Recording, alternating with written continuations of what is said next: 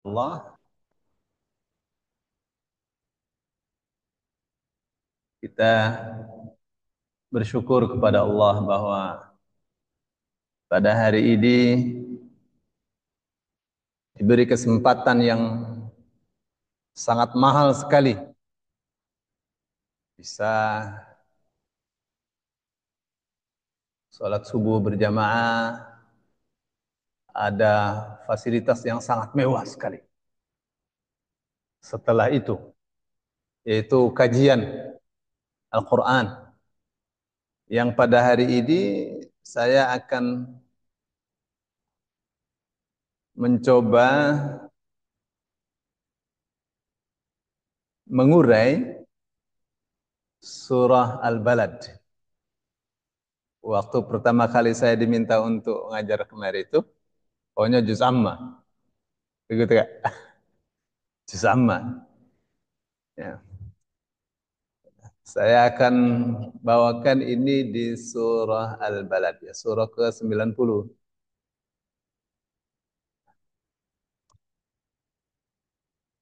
Ya, ini surah yang sebenarnya ya, menurut saya cukup aneh surah ini. Anehnya apa di surah ini? Surah ini diturunkan di Mekah. Hmm. Tetapi itu ada perintah untuk membebaskan budak. Saat itu orang-orang Islam belum ada peperangan karena perbudakan itu dari pintu perang. Tapi perintah untuk membebaskan budaknya itu sudah ada. Memang saat itu sudah ada perbudakan, ya, tapi orang-orang yang beriman belum, ya, belum ada. uh, Mereka itu memperoleh budak dari pintu yang dibenarkan, yaitu pintu peperangan antara Islam dan kafir. Anehnya juga nih ayat ini nih, memberitakan tentang bakalnya Nabi Muhammad itu berkuasa di Mekah. Yang saat itu keadaannya Nabi Muhammad sedang ditekan, bahkan pada akhirnya mereka berusaha untuk membunuhnya secara bersama-sama.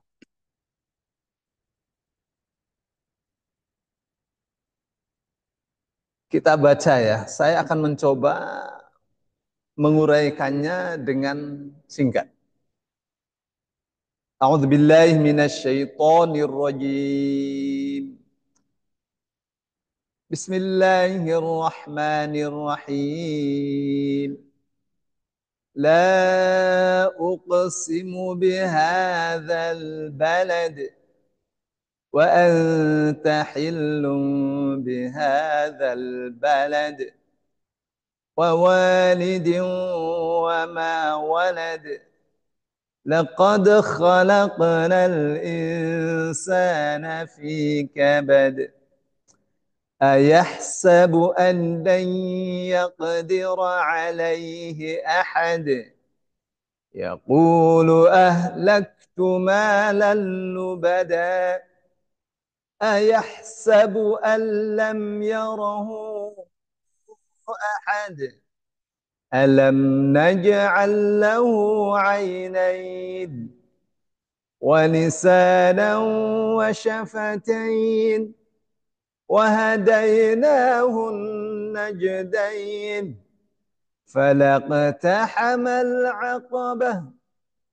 وما أدراك ما العقبة فك رقبة أو إطعام في يوم ذي مسغبة يتيما ذا مقربة أو مسكينا ذا متربة ثم كان من الذين آمنوا وتواصوا بالصبر وتواصوا بالمرحمة أولئك أصحاب الميمنة والذين كفروا بآياتنا هم أصحاب المشأمة عليهم نار مؤصدة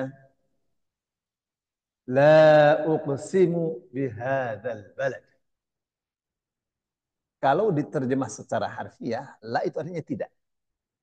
Uqsimu, aku bersumpah bihadzal balad, dengan negeri ini. Aku tidak bersumpah dengan negeri ini, negeri Mekah. Itu satu makna. Nah, kenapa tidak bersumpah dengan negeri ini? Negeri ini cukup besar. Negeri ini cukup mulia. Allah yang memuliakan. Maka dijadikan sebagai objek sumpah karena Allah memuliakan negeri ini. Tidak akan ada satupun objek yang Allah jadikan sebagai objek sumpah kecuali itu menunjukkan agungnya objek tersebut. Tidak mungkin Allah bersumpah dengan sesuatu yang bagi Allah tidak agung. Ini diagungkan oleh Allah Subhanahu wa taala. Itu makna pertama. Ini yang dipakai oleh Quraisy Shihab. Aku tidak bersumpah dengan negeri ini. Dan dipakai oleh banyak mufassir. Tapi ada yang mengatakan bahwa la di sini zaidah. Sifatnya sebagai aksesoris. Zaidah itu artinya tambahan saja. Jadi tidak diberi makna tidak. Tapi maknanya sungguh karena fungsinya adalah taukid. Jadi di sini artinya apa? Sungguh aku bersumpah dengan negeri ini. Wa anta hillum bihadzal balad. Jadi kaidahnya apa saja yang dibikin objek sumpah oleh Allah itu menunjukkan bahwa menunjukkan agungnya objek sumpah itu. Jadi Allah mengagungkan Mekah. Wa anta hillum bihadzal balad. Dan engkau hillun. Menurut sastra, apabila satu kegiatan, satu aktivitas tidak memakai kata kerja, tetapi memakai kata benda, itu menunjukkan sebuah kepastian.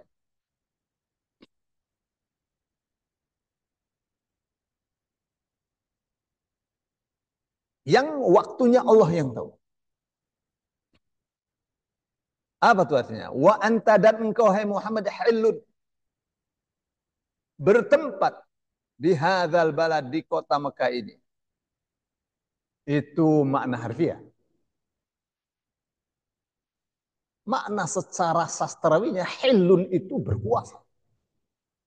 Dan engkau Muhammad pasti berkuasa di Mekah ini. Dan terjadilah namanya Fathu Makkah. Di mana Mekah itu dikuasai oleh Rasul Shallallahu Alaihi Wasallam dan dibatalkan seluruh agama, seluruh keyakinan kecuali keyakinan terhadap Allah Subhanahu Wa Taala yang disebut ajaran tauhid, agama yang dibawa oleh Nabi Ibrahim alaihissalam, dan itu yang Allah titahkan bahwa tidak ada yang berhak disembah kecuali Allah Subhanahu wa taala. Dan ini menunjukkan bahwa memang ini Mekah ini menjadi sentral dan harus kita jadikan sebagai rujukan untuk ajaran akidah, ajaran tauhid. Di Mekah inilah wahyu Allah diturunkan. Di Mekah inilah Nabi Muhammad Sallallahu Alaihi Wasallam dan sahabat-sahabatnya memperjuangkan iman. Di Mekah inilah Rasul Sallallahu Alaihi Wasallam dan sahabat-sahabatnya berdakwah secara sembunyi-sembunyi, secara terang-terangan, dengan berbagai macam halangan.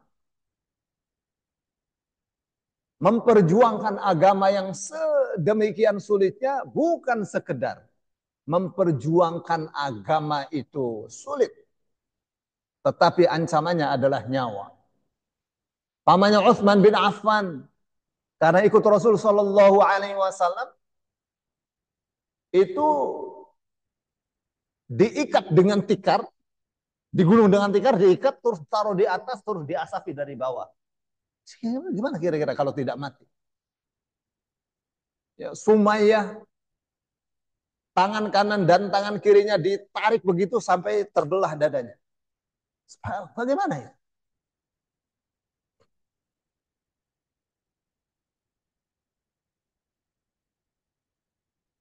Ya, lihat Mekah nih. Sebagai simbol apa? Sebagai simbol perjuangan. Lalu setelah itu wawalidin wa ma walad, demi ayah wa ma walad, dan siapa saja yang dilahirkannya. Dalam beberapa tafsir wawalidi wa ma walad itu demi Adam dan anak cucunya. Tapi dalam sastra Pak, itu tafsir ya. Ini namanya tafsir ya. Tapi secara maknanya itu demi ayah dan anaknya. Gitu Pak. Ya. Tafsirnya mengatakan bahwa walid ini adalah Adam, demi Adam dan anak cucunya. Boleh penafsiran seperti itu, boleh. Tapi kalau dari sisi sastra atau sebelum sastra pun dari sisi tata bahasa, walid itu kalau tidak pakai al itu menunjukkan umum sifatnya. Demi ayah, siapapun ayah itu tidak ditentukan, namanya nakirah. Kalau ada al namanya ma'rifah, diketahui siapa orang itu. Demi seorang ayah dan anaknya.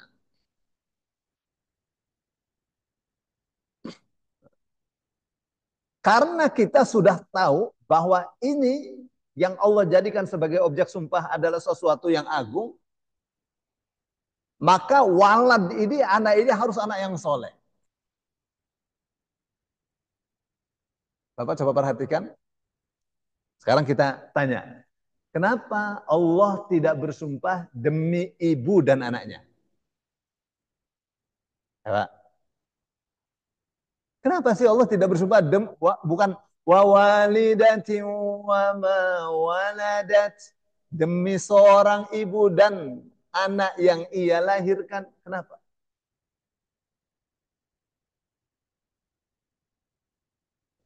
Lihat bagaimana Allah mengagungkan seorang ayah. Ya, Pak. Ada dalam banyak riwayat hadis. Ada yang sahih, ada yang dhaif. Tapi yang dhaif ini ya terangkat ya karena ada yang sahih. Yang dhaif ini panjang dan yang sangat terkenal. Ada dalam riwayat Abu Dawud. Kisah sekilas tentang bagaimana seorang ayah itu sangat dimuliakan oleh Allah Subhanahu wa taala. Satu ketika ada seorang pemuda datang kepada Rasul Shallallahu alaihi wasallam, "Ya Rasulullah, ayah saya mengambil semua uang saya.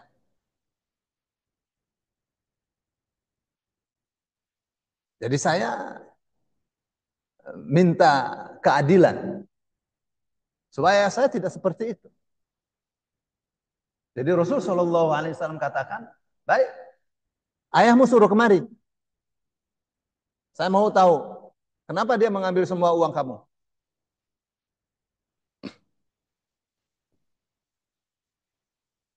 Nah, jadi pemuda ini pulang memanggil ayahnya. Tapi yang saya ceritakan ini hadisnya dhaif, Pak. Nanti hadis-hadis yang saya akan kasih tahu hadis yang sahihnya seperti apa. Jadi waktu dipanggil itu ayah anaknya mengatakan, "Bapak dipanggil Rasul Shallallahu alaihi wasallam." Dia kaget luar biasa.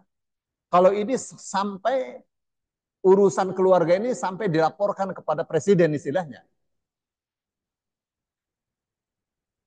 Yang bukan sekedar seperti presiden sekarang kita seperti ini. Yang memutuskan perkara yang diperselisihkan oleh manusia. Memutuskannya secara adil. Jadi ini orang ini saking shocknya, air matanya mengalir, mulutnya diam, hatinya ini mengucapkan kata-kata yang dia sendiri tidak pernah dengar dengan telinganya. Jibril mengatakan kepada Rasulnya Muhammad, apabila laki-laki itu datang, tanyakan kepada dia, apa yang kamu ucapkan dalam hati kamu yang telinga kamu sendiri tidak pernah mendengarnya. Sampailah orang itu kepada Rasul Shallallahu Alaihi Wasallam. Rasulullah mengatakan, wahai paman, apa sebenarnya yang hati kamu ucapkan, yang telinga kamu sendiri tidak mendengarkannya?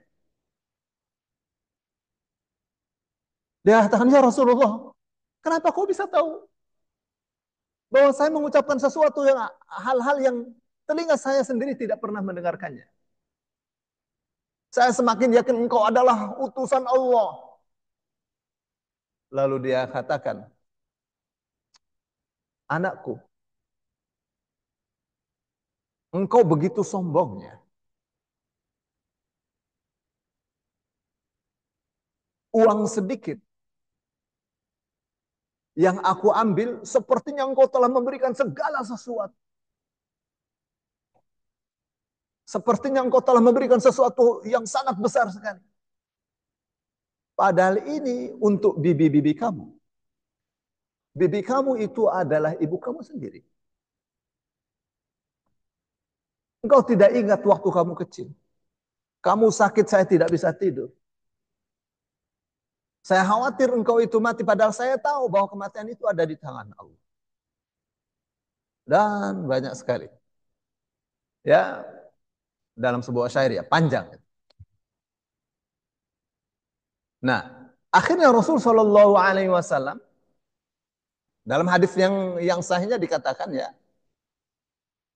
bahwa ayahnya mengatakan, ya Rasulullah, aku ambil uang dia itu untuk kasih makan bibi-bibinya. Sama saja dengan ibu-ibunya. Bukan untuk saya. Dan dia wajib memberi makan ibunya dalam keadaan saya tidak mampu. Ya. Jadi Rasul Shallallahu Alaihi Wasallam katakan, anta wa maluka li abika, kamu dan harta kamu untuk bapakmu, milik bapakmu. Bukan kamu dan harta kamu milik ibumu, bukan bapakmu. Ini yang banyak anak-anak sekarang tidak paham.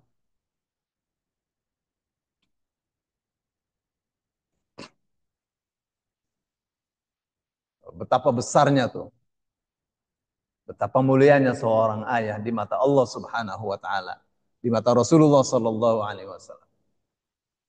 Ya. Ustaz, bagaimana dengan hadis yang mengatakan, ya Rasulullah, man ahaqqun nasi bi husni sahabati?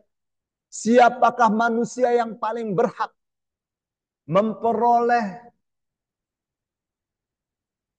kebaikan pergaulan saya? Rasul katakan, ummuka, ibumu. Thumma man?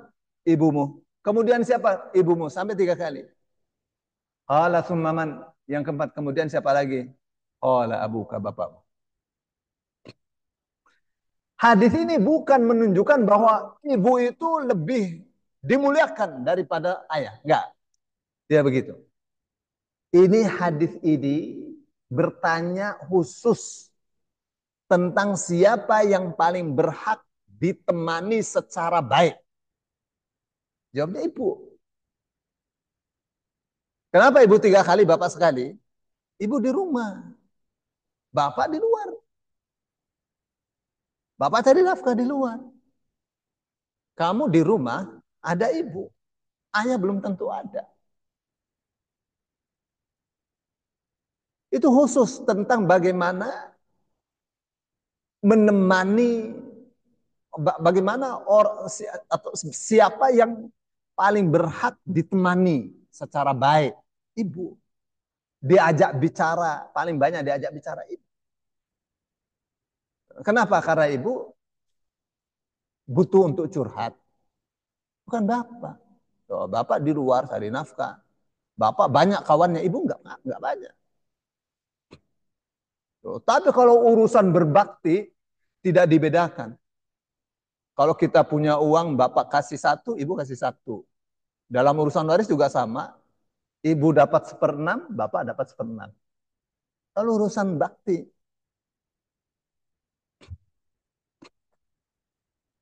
nah, terus hadis yang mengatakan Anar Rahman, hadis kursi. Aku adalah sang pengasih. Aku adalah sang Rahman. Syaqaqtur rahima an rahimi. Syaqaqtur rahima an ismi. Aku ambil rahim itu dari namaku. Rahim, Rahman, dari nama Allah. Supaya apa? Supaya difahami bahwa rahim itu dari kerahiman Allah Subhanahu wa taala.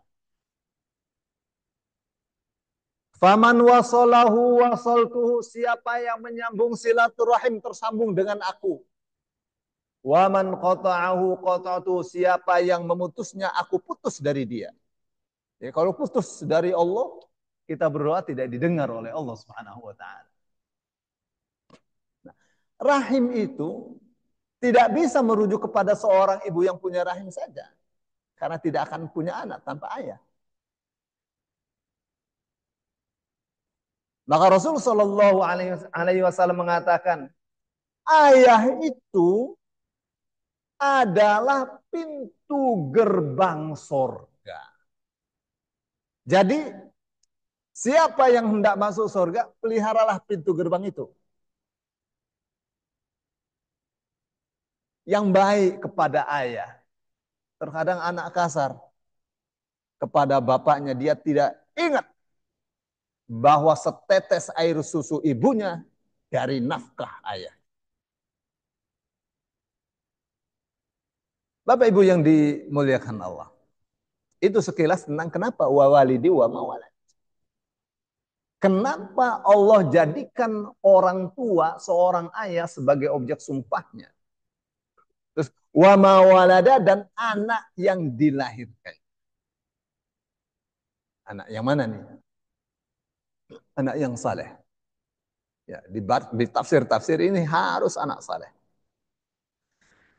Meskipun itu tetap umum ya. Dalam artian siapapun yang menjadi anak manusia, itu semuanya dilahirkan dalam keadaan fitrah. Dalam keadaan membawa akidah yang lurus. Yang itu harus diperhatikan. Kullu mauludin yuladu alal fitrah. Setiap anak dilahirkan dalam keadaan fitrah. Suci, membawa akidah yang benar. Kenapa jadi Yahudi, kenapa jadi Nasrani, kenapa jadi Majusi? Fa'abawahu yuhawidanihi au yunassiranihi au yumajisanihi. Yang bikin anak ini Yahudi, Nasrani, Majusi itu kedua orang tuanya. Yang bikin anak ini akidahnya tidak benar kedua orang tuanya. Kamu hai orang yang beriman jangan begini. Pelihara akidah mereka. Baik. Jadi semua dilahirkan dalam keadaan fitrah. Dan itu harus diperjuangkan. Karena memang ini sebenarnya ya surah Al-Balad yang artinya negeri, itu tema sentralnya adalah perjuangan. Tema sentralnya ada perjuangan ini. Negeri ini harus diperjuangkan. Lalu Allah katakan, laqad khalaqnal insana fi kabad. Sungguh kami telah ciptakan manusia fi kabadin. Ya, fi kabadin, dalam susah, dalam keadaan susah payah. Bukan Allahnya yang dalam keadaan susah payah. Semua manusia diciptakan oleh Allah dalam keadaannya yang harus berjuang, harus bersusah payah, Lihat, perjuangan, Pak. Ya, ini di surah sebelumnya nih, di surah Al-Fajr. Allah katakan, hal fi dzalika qasamul lidzi hijr. Bukankah pada yang seperti itu ada sumpah bagi orang yang punya akal? Artinya apa? Sumpah-sumpah Allah itu harus difahami dengan baik. Bahwa ini dahsyat. Tidak mungkin antara sumpah Allah dengan jawaban sumpahnya itu tidak ada kaitan. Pasti ada kaitan. Misalnya, demi Allah saya tidak mencuri. Saya tidak mencuri itu jawabannya. Tapi kalau ini Allah bersumpah dengan apa? Dengan negeri ya yang negeri ini dimuliakan oleh Allah karena Rasul diutus di situ, Al-Quran diturunkan juga di situ. Perjuangan pertama di situ. Lalu Allah bersumpah dengan seorang ayah dan anak-anaknya. Untuk apa itu? Untuk mengukuhkan, untuk menegaskan bahwa manusia itu diciptakan penuh dengan perjuangan. Manusia itu diciptakan, pesan pentingnya adalah kamu diciptakan, kamu harus berjuang. Kamu ada di negeri ini, kamu harus berjuang. Negeri kamu itu mulia. Baik. Manusia kalau berjuang, itu akan ada fa inna ma'al usri yusra. Sesungguhnya bersama satu kesulitan ada banyak kemudahan. Tapi manusia setelah itu ada yang bersyukur kepada Allah, ada yang bersombong, lalai. Lalai dengan hartanya, lalai dengan bisnisnya. Lalu Allah katakan, ayahsabu allam allan yaqdira alaihi ahad. Apakah dia mengira tidak ada satupun orang yang berkuasa di atasnya. Tidak ada satupun yang berkuasa di atas dia. Kaya raya setelah berjuang, dia bersombong. Ya. Yaqulu ahlaktu malan lubada. Dia mengatakan, saya sudah bersedekah banyak. Saya sudah menghabiskan harta yang banyak. Sombong dia. Ayahsabu allam yarahu ahad. Apakah dia kira bahwa tidak ada satupun yang melihat dia? Ini apa nih? Begitu, Pak. Jadi kalau dalam sastra itu yang namanya ihtibar itu ada kalimat-kalimat yang tersirat. Setelah perjuangan ada yang namanya keberhasilan. Setelah itu orang memang secara fitrah pengen membantu, pengen berbuat baik. Tapi ada orang yang berbuat baik bersombong dengan perbuatan baiknya dan itu tidak boleh. Orang kalau berbuat baik sepertinya dia berkuasa. Orang kalau bisa bagi-bagi dia merasa berkuasa. Allah katakan ada yang bersombong dia ria. Ya, terkadang ya dia ingin dipuji untuk sesuatu yang dia tidak perbuat. Orang lain yang berbuat, dia yang pengen dipuji. Lalu Allah katakan alam naj'al lahu ainain. Jangan kamu kira apa yang kamu perbuat itu tidak ada yang melihat. Ada yang melihat. Kamu sendiri melihat sendiri. Ya. Allah katakan, bukankah kami telah menjadikan untuknya dua mata. Walisana wa syafatain. Satu lidah dan dua bibir.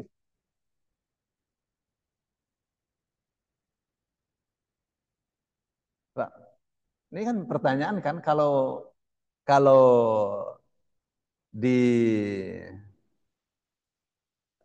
biasa-biasa saja, biasa-biasa saja. Lewat aja. Ya ini Allah bersumpah, kita baca terjemahnya lewat saja. Pertanyaan kita baca Arabnya, ayatnya kita baca terjemahnya lewat aja. Tapi tuh yang seperti ini nih, itu sebenarnya ya membutuhkan satu satu pemikiran. Karena Allah tuh untuk sumpah-sumpahnya tuh selalu mengatakan hal fi dzalika qasamul lil. Ya. Mesti, mesti, di, mesti difikirkan itu. Kenapa Allah itu bertanya seperti itu? Ya, mata ini mata. Waduh, Pak. Tak ternilai harganya. Tak ternilai harganya. Rasul Shallallahu Alaihi Wasallam katakan ada seorang hamba besok disuruh masuk surga. Wahai hambaku, masuklah kamu ke dalam surgaku dengan rahmatku. Dia katakan, ya Allah, kenapa dengan rahmatmu? Bukan dengan amalku yang 500 tahun. Yang tidak pernah aku di dalamnya berdosa. Malaikat, tolong timbang amal soleh dia 500 tahun dan dengan kenikmatan sebelah matanya. Ditimbang. Kenikmatan sebelah matanya lebih berat, Pak. Lihat. Lebih berat. Masuklah kamu ke dalam nerakaku karena nilai amalmu tidak cukup. Tidak sebanding dengan nilai rahmat satu mata itu. Ya Allah, masukkan hambamu ke dalam surgamu dengan rahmatmu. Masuk. Hadisnya tuh Pak. Bukan dimasukkan. Ya Allah, masukkan dia masuk. Yang dengan rahmat Allah subhanahu wa ta'ala. Ya, maka ada orang yang ya baru masuk Islam kemudian meninggal langsung masuk surga. Kan baru sholat sekali aja masuk surga dia karena rahmat Allah. Ya, karena rahmat Allah.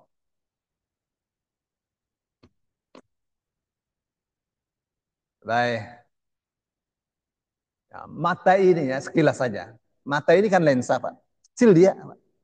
Tapi yang gede itu bisa masuk, Pak. Langit tuh gede sekali bisa masuk.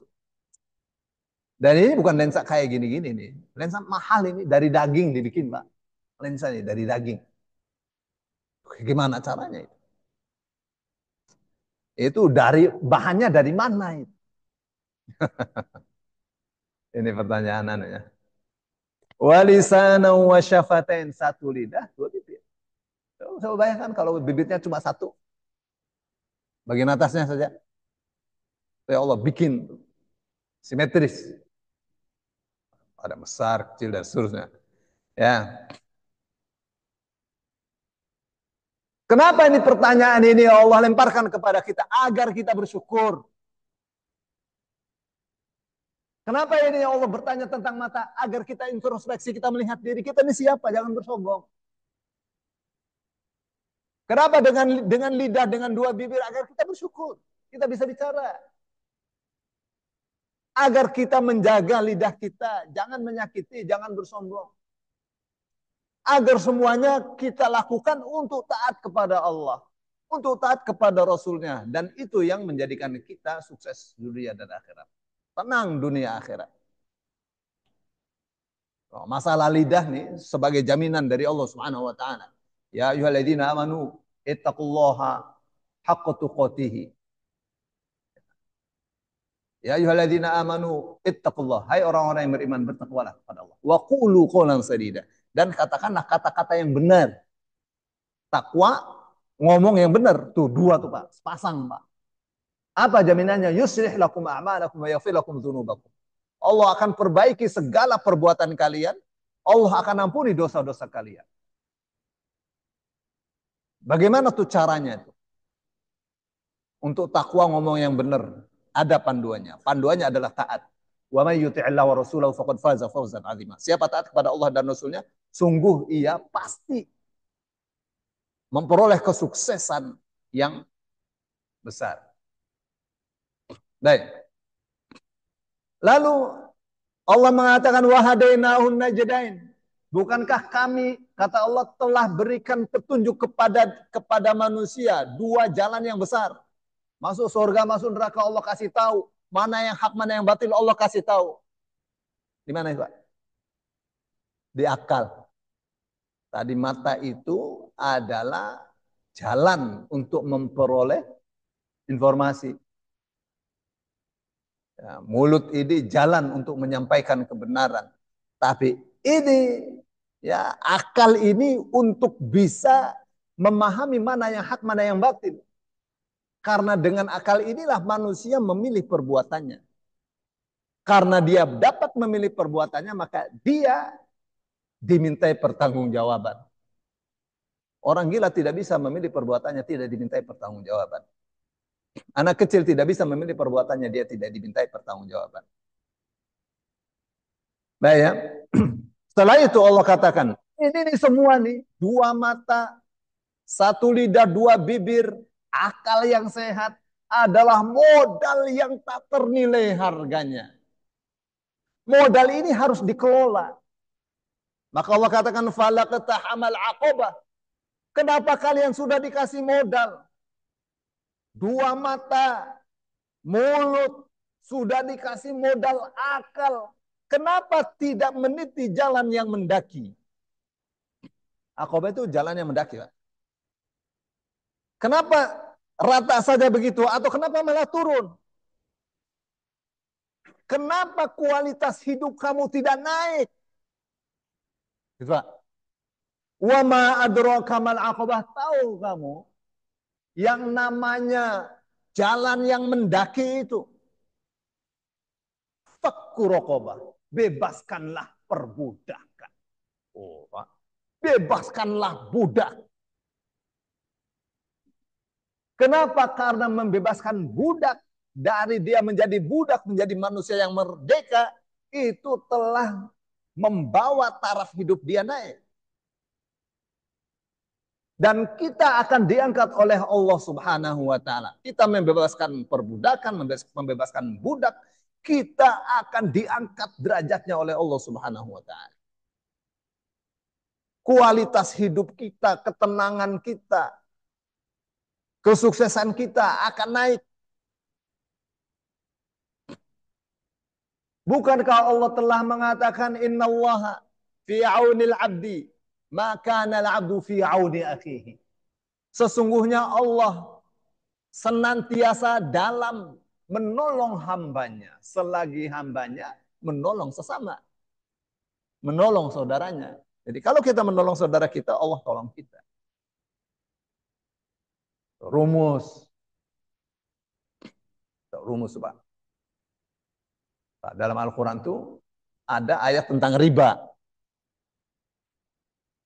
Hutang piutang yang dibungakan begitu. Lalu Allah katakan wa in kana dzu usratin fanadhiratun ila maisarah. Kalau yang berhutang itu dalam keadaan susah, jangan ditekan.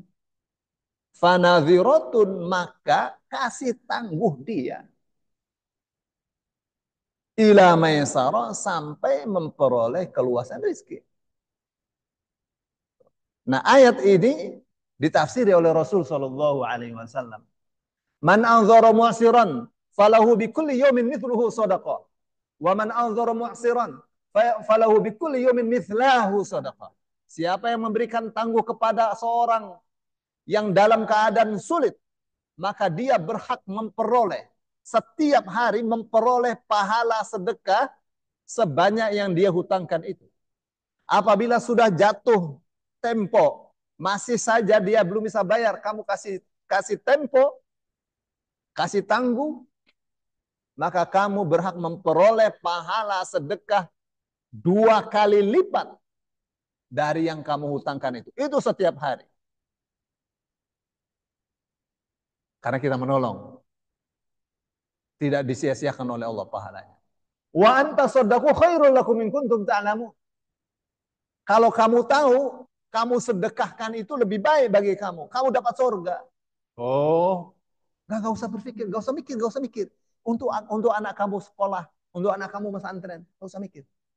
Bebas, bebas, bebas. Lihat. Nggak usah mikir, saya udah zakat saya. Boleh begitu? Boleh. Hitung saja di zakatnya. Nanti tutup tahun, dihitung. Saya sudah keluarkan zakat berapa?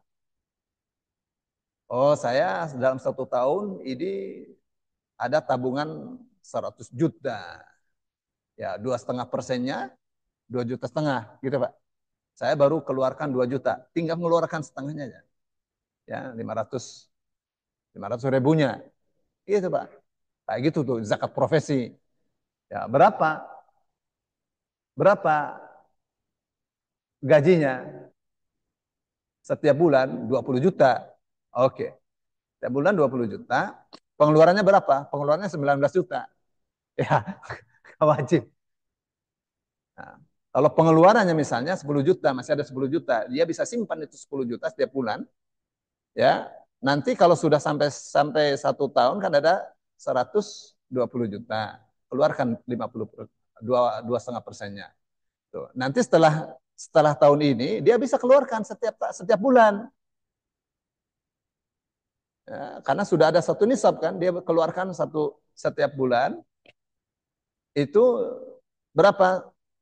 10 juta sisanya, keluarkan 2,5%-nya. Nanti kalau sudah 1 tahun, dihitung lagi berapa simpanannya, sudah berapa yang dikeluarkan. Begitu tuh zakat profesi, bukan 5 juta terus langsung dipotong 2,5%-nya. Gajinya cuma 5 juta, dipotong 2,5%-nya, nggak benar. Apa ya? Karena zakat itu tidak boleh kalau belum punya satu nisab. Ya, baik. Jadi bebaskan budak. Kamu akan dibebaskan oleh Allah. Bahkan siapa yang membebaskan seorang budak akan dibebaskan dia dari api neraka. Oh, hebat sekali. Ya. Wa au it'amu fi yaumi dzi masghaba, atau memberi makan pada hari kelaparan. Kalau kita kasih makan, tidak akan pernah kelaparan orang yang rajin memberi makan. Nggak pernah akan kelaparan. Dunia akhirat nggak bakal kelaparan. Loh, kenapa nih Allah mengatakan fi yaumi dzi masghaba? Pada hari kelaparan, supaya kita faham bahwa memberi makan itu, sedekah berupa makanan, itu harus di waktu yang tepat pada orang yang tepat. Ya. Meskipun bukan tidak boleh, Jumat Mubarakah, Jumat Berkah gitu. Ya, orang-orang kaya, tapi ternyata banyak yang butuh, Pak. Maaf ya, yang ojol itu terbantu, Pak. Ya, orang-orang kayanya ambil juga kan. Ya, daripada ke warteg apa segala, ambil ini aja udah disiapin. Dia keluarkan duit 100 ribu kan, itu masuk. Padahal kalau beli cuma 12.500. Dia kasih, ya, bagus untuk masjid. Ya. Kenapa saya katakan paling penting itu sedekah yang tepat sasaran? Karena Rasul Shallallahu Alaihi Wasallam mengatakan man kasa musliman ala ayyuma muslimin kasa musliman ala urin kasahullahu min khudril jannah. Muslim manapun yang memberi pakaian muslim yang lain yang dalam keadaan telanjang, maksudnya butuh pakaian, maka Allah akan kasih dia pakaian dari hijau-hijauan surga. Ayyuma muslimin at'ama musliman at'amahullahu min simaril jannah. Muslim manapun yang kasih makan orang Islam yang dalam keadaan lapar, Allah akan kasih makan dia dari buah-buahan surga. Ayyuma muslimin saqa musliman ala dhamain saqahullahu min uyunil jannah. Muslim manapun yang memberi minum orang Islam yang lain yang dalam keadaan haus, Allah pasti kasih dia minum dari mata air surga.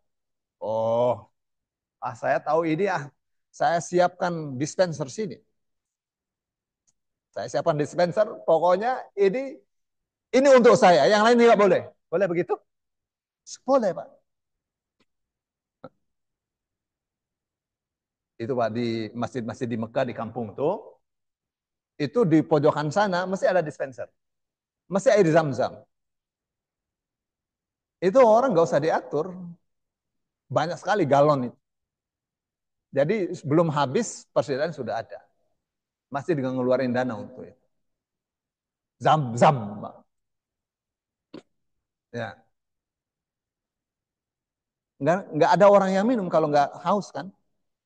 Oh, jaminannya cuma 1 gelas air saja jaminannya dikasih minum dari air sorga, Pak. Islam ini paling enak. Paling enak Islam ini. Islam ini ajaran yang paling membahagiakan kita. Bukan ajaran yang menakutkan. Rasul Shallallahu Alaihi Wasallam berkata kepada Muad, Muad, kamu tahu nggak apa hak Allah terhadap hambanya, apa hak hamba terhadap Tuhannya? Muad mengatakan Allah wa Rasuluhu alam. Hakullahi ala al-ibadi ayya'buduhu wa la yusyriku bihi syai'a. Hak Allah yang wajib dilakukan oleh hambanya adalah bahwa dia menyembah Allah, tidak menyekutukannya. Simpel kan? Menyembah Allah, tidak syirik, tidak menyekutukannya. That is very, very simple. Simple banget, gampang sekali. Dan hak Allah, dan hak hamba terhadap Tuhannya, ya, hak hamba yang Allah pasti jamin itu, an alla yu'adziba man la yusyriku bihi syai'an. Bahwa Allah tidak akan menyiksa siapapun yang tidak syirik kepada Allah. Siapapun yang tidak menyekutukannya. Bapak tidak menyekutukan Allah, tidak akan disiksa oleh Allah Subhanahu wa taala. Ada di surah 4 ayat 31. Surah An-Nisa ayat 31. In tajtanibu kaba'ira ma tunhauna anhu nukaffir ankum sayyi'atikum wa nudkhilkum mudkhalan karima. Jika kalian jauhi dosa-dosa besar yang itu dilarang oleh Allah, pasti kami akan hapuskan semua dosa-dosamu dan pasti kami masukkan kalian ke dalam surga. Jauhi dosa-dosa besar. Dan kita harus tahu tuh dosa-dosa besar itu apa saja itu. Sihir, santet, pelet, syirik, riba, dosa-dosa besar tuh Pak. Ya, uququl walidain, durhaka kepada kedua orang tua. Jauhi itu dosa-dosa besar, zina, jauhi dosa-dosa besar, dosa-dosa kecilnya otomatis dihapus. Menghadap Allah dalam keadaan bersih. Enak banget jadi orang Islam, enak, enak, enak. Ya, baik ya. Kita teruskan. Yatiman dza maqrabah atau miskinan dza matrabah. Prioritaskan anak yatim yang ada hubungan kekerabatan, itu prioritaskan untuk diangkat. Atau orang miskin yang zahmat torobah. Matorobah itu debu. Ya, tidur pun tidak punya alas. maksudnya sangat miskin. Ya, ada kan hadis tungkahul mar'atu li arba'in. Wanita itu dinikahi karena 4. Limaliha, wali jamaliha, wali hasabiha, wali diniha, fadfar bidzati dini taribat yarak. Ya karena hartanya, karena kecantikannya, karena keturunannya, karena agamanya. Maka raihlah wanita yang agamanya kuat. Taribat yadak, dari taribat yadak. Tangan kamu akan kotor, kedua tangan kamu oleh debu. Kalau tidak pilih wanita yang salehah. Maksudnya sengsara. Kelihatannya saja pakai mobilnya BMW, Mercedes. Oh, tapi hatinya seperti ada neraka karena istrinya tidak salehah. Baik. Kata taribat maksudnya matrobatu miskin sekali. Semakana minal ladzina amanu wa tawasaw bis sabri wa tawasaw bil marhamah ulaika ashabul maimanah. Kemudian orang-orang yang beriman berwasiat, saling berwasiat pada kesabaran, pada kasih sayang, mereka itulah orang-orang yang akan berada di golongan kanan. Ahli sorga. Maksudnya apa? Ini nih sumpah-sumpah kayak gini nih. Perhatikan baik-baik. Kamu tuh jadi orang, jadi manusia tuh berjuang. Kalau sudah berjuang, kamu sukses, tolong orang. Jangan sombong, jangan riak. Gitu, Pak. Pesan sederhananya, Pak. Perjuangan kamu tuh harus seperti Mekah. Harus seperti Muhammad bagaimana berjuang. Kamu tuh berjuang, entah kamu jadi ayah, entah kamu jadi anak, harus berjuang. Dalam perjuangan itu ada nilai jihad. Oh, kalau kamu kaya, jangan lupa sama mereka yang miskin. Kamu tolong mereka, Allah tolong kamu. Kamu tuh harus percaya. Nah, untuk melakukan hal seperti ini, itu tidak teorinya gampang. Teorinya simple aja. Tapi melaksanakannya susah. Jadi harus bantu-membantu. Yang sabar. Yang sabar untuk beribadah, yang sabar untuk tidak berbuat maksiat, yang sabar menghadapi takdir keputusan Allah Subhanahu wa taala. Kamu juga harus saling mendukung dalam urusan kasih sayang. Namanya watawasau bil marhamah itu saling berwasiat pada kasih sayang. Apa tuh artinya? Saling mendukung. Bagaimana nih? Bagaimana? Ayo, ayo, ayo. Itu namanya tawasau. Saling. Kenapa? Karena ini barang yang berat. Saling kasih sayang itu harus diwujudkan dalam sebuah program yang besar. Untuk program yang besar itu dibutuhkan banyak orang, maka harus tawasau.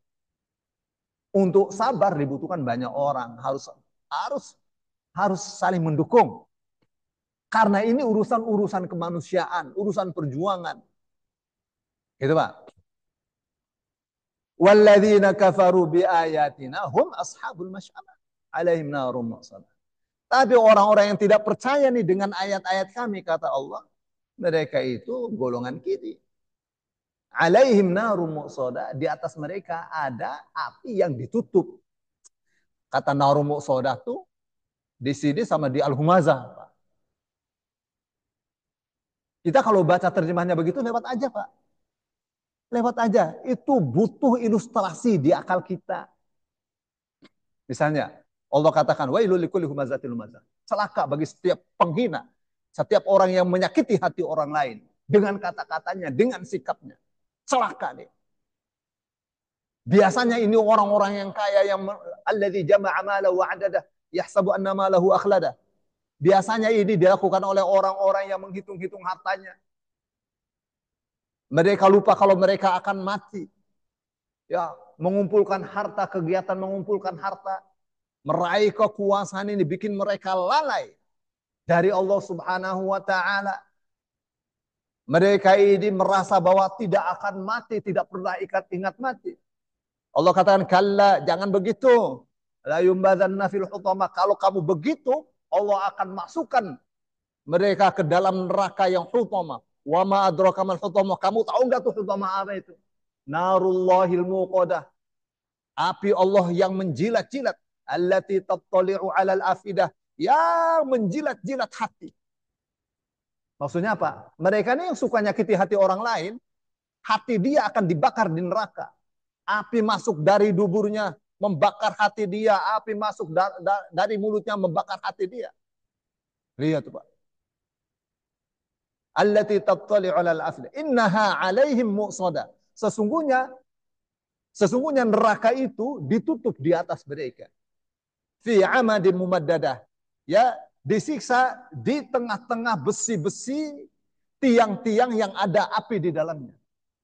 Di bawah api, di atas api, dia mau bersandar juga, besinya itu di dalamnya api. Kemana coba? Gak enak orang di neraka.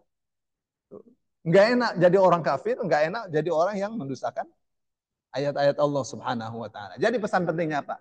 Pesan pentingnya manusia. Ini negeri-negeri yang mulia. Ini Mekah ini simbol ajaran tauhid, simbol wahyu diturunkan, simbol perjuangan, simbol kesucian. Penuh perjuangan di situ. Kamu sebagai ayah, sebagai anak harus berjuang. Memperjuangkan agama dengan penuh kesucian, memperjuangkan ekonomi dan seterusnya. Ya, tapi ini harus dilakukan secara bersama, secara kolektif, bahu-membahu.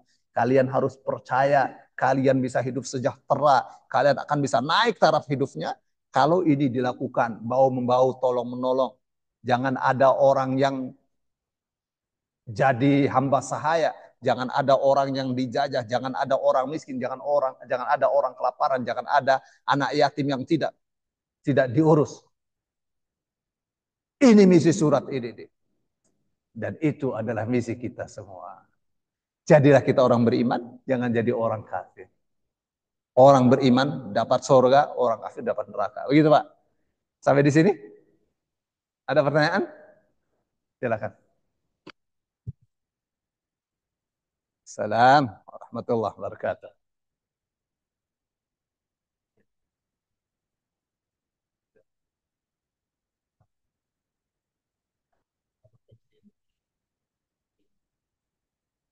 Dan juga kan intinya nggak ada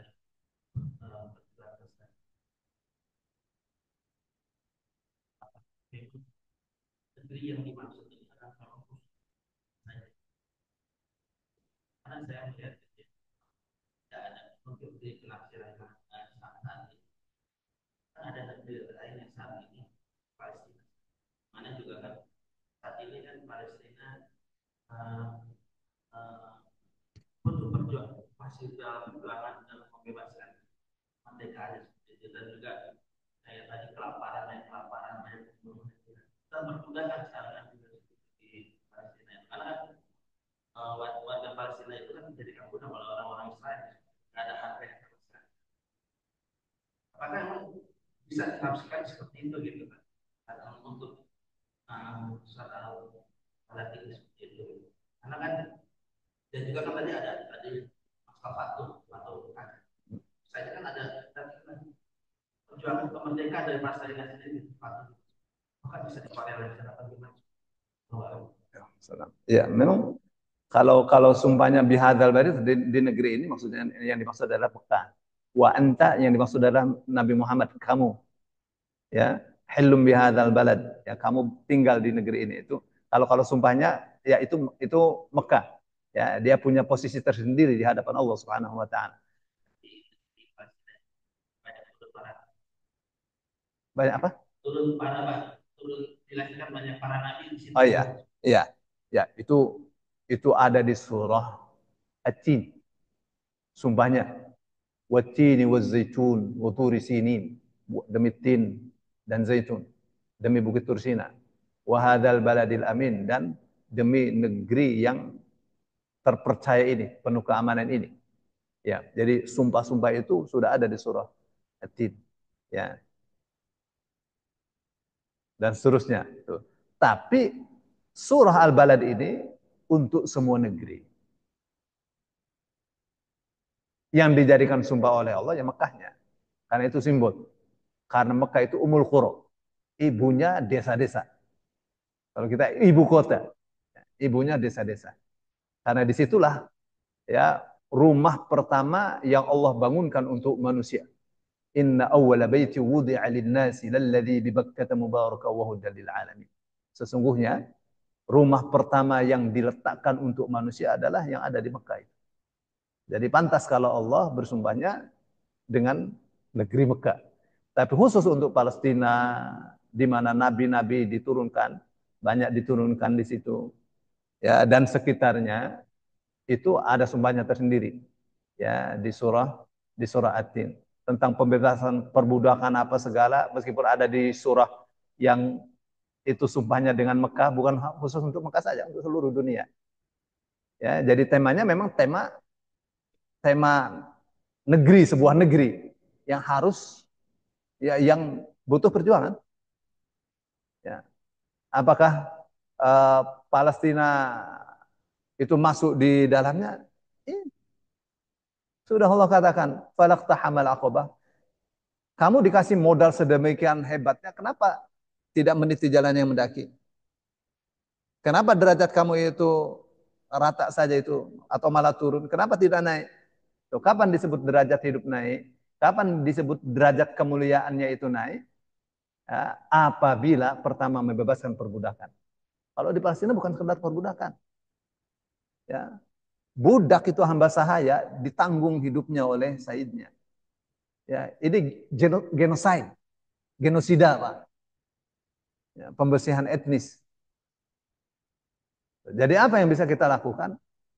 Ya kita bisa lakukan ya bantu secara materi, bantu secara doa. Karena kan kita tidak ikut perang kan. Disitulah pentingnya atau fungsinya wajahidu fi sabilillah bi amwalikum wa anfusikum. Jihadlah di jalan Allah dengan harta dan jiwa kalian. Kita bisanya jihad dengan harta dan doa. Ya. Saya kira itu ya. Saya kira itu. Ada lagi? Silakan.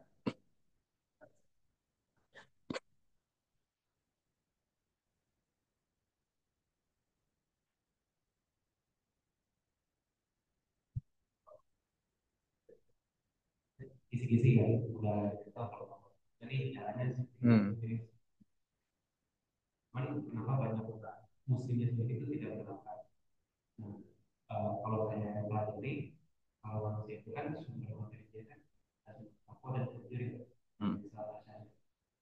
Nah, bagaimana kita sebagai muslim itu bisa uh, menjadikan si budaya ini katalis jadi di kemudian dari kita bahwa seperti amal soleh berbuat dan amal soleh itu caranya bagaimana cara meningkatkan cara memperbaiki takwa memang betul. Ya, ya sebenarnya sih ya ketika Allah mengatakan pada aflaha ah, ketika Allah mengatakan fa'alhamaha fujuraha wa taqwaha. Ya Allah ya Allah memberikan ilham kepada jiwa itu mana yang fujur, mana yang takwa. Ya, semuanya ada dikasih tahu oleh Allah. Lalu Allah katakan pada aflaha man zakkaha. Sungguh telah sukses ya orang yang mensucikannya ya. Wa qad khaba man dassaha dan sungguh uh, telah kecewa, menyesal orang yang mengotorinya. Nah, sekarang uh, ini pertanyaan bagus ya. Bagaimana fujur ini bisa bagaimana caranya kita menjadikan fujur ini sebagai katalis untuk takwa? Ya, begini. Tapi ini semuanya harus dengan ilmu ya. Karena kebanyakan orang tidak belajar. Orang kebanyakan tidak belajar. Jadi yang bisa mendongkrak peradaban manusia itu ilmu. Yang bisa mendongkrak peradaban manusia itu ilmu. Maka Allah katakan tadi apa? Wa antasaddaqu khairul lakum in kuntum ta'lamun. Kalau kamu sedekah, sedekahkan saja tuh. Itu lebih baik kamu dapat surga kalau kamu tahu. Butuh ilmu, butuh pengetahuan. Sama seperti misalnya ketika Allah bersumpah dengan tempat-tempat bintang. Fala uqsimu bimawaqi'in nujum. Sungguh aku bersumpah dengan tempat-tempat bintang. Wa innahu laqasamun. Dan sesungguhnya ini adalah benar-benar merupakan sumpah. Lau ta'lamuna, andaikan kalian tahu, azim. Sumpah ini besar. Tapi butuh pengetahuan. Ustadz nggak cukup itu. Ya, harus yang mempelajari astronomi baru tahu betapa dahsyatnya ini sumpah. Ya, dengan mengetahui betapa dahsyatnya tentang tempat-tempat bintang, iman dia semakin semakin kuat. Ilmu, ilmu, ilmu. Ilmu. Terkadang manusia memiliki matematika yang sangat bodoh sekali. Ya, ya harus bayar dong. Kalau nggak bayar dia masuk neraka. Memang ada hadisnya. Ya, seorang pemuda datang kepada Rasul Shallallahu Alaihi Wasallam, ya Rasulullah, kalau saya jihad di mana tempat saya? Surga kata Rasulullah. Ya, begitu dia pergi, sebentar, kecuali hutan, kamu harus bayar. Tuh, jadi ditagih terus hadis ini dia tidak tahu. Ya, hadis ini dia tidak tahu. Tuh, orang kalau matematikanya cerdas, lebih baik hilang 1 juta tapi dapat surga. Ya, daripada kamu harus bayar gitu. Kamu hilang 1 juta, kamu dapat surga. Gitu tuh. Tuh, makanya orang sedekah tuh jangan pengen dapat 10 kali lipatnya karena itu janji Allah. Orang sedekah tuh harus tujuannya karena Allah Subhanahu wa taala. Tapi ini ilmu, ilmu. Ilmu. Ya. Samanya seperti misalnya ayat yang mengatakan ya ayyatuhan nafsul mutmainnah. Wahai jiwa yang tenang, irji'i ila rabbiki radiyatan mardiyah. Kembali kamu kepada Tuhanmu dalam keadaan ridho dan diridhoi. Fadkhuli fi ibadi wadkhuli jannati. Masuk kalian dalam kelompok hamba-hambaku, masuk ke dalam surga. Dibaca ini maknanya, terjemahnya lewat aja. Tapi orang kalau merenungi ya, mentadaburi, bagaimana supaya saya waktu mau dicabut nyawa saya, malaikat mengatakan, "Hai jiwa yang tenang, kembalilah kepada Tuhanmu.